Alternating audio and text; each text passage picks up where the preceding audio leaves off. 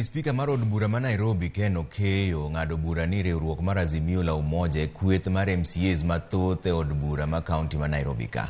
Okeyo lero ni kaluwore gi oboke ma yango MCAs ma kaunti ma Nairobi mane ogo chapa kod duol matayo yiero pacho ka men IBC.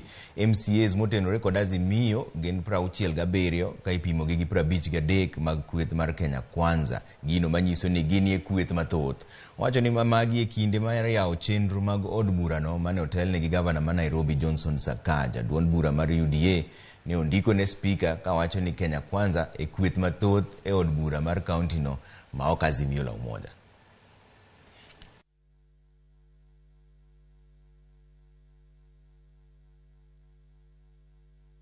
No honorable member has indicated to me, either verbally or in writing, to have left any of the coalition. In addition, the Almighty God has been gracious enough to keep us all alive. I am therefore persuaded and find that both two coalitions are still intact in terms of numbers in this House. I must also, at this juncture, mention that we have 3 independent members in the House. In view of the above findings, honorable members, it follows therefore that the Azimio la Umoja One Kenya coalition is the majority coalition with 67 members. One of the most important responsibilities of the Nairobi City County Government is to support needy but bright students through bursaries.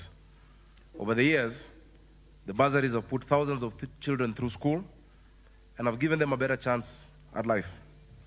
This noble endeavor will continue under my administration. Going forward, bursary checks both for the executive and the assembly will be issued at the start of every term. Kwa dhi mbele gigik moko kaka dhini to aneno ka wabro wito pachwa e wachni. Koro gima ber amora ahinya gima spika wacho. Kendo amora ahinya ko wacho ni Azimio ema nigi namba maketo gi mondo gibed jok mang'eny e ot mar assembly makaeni.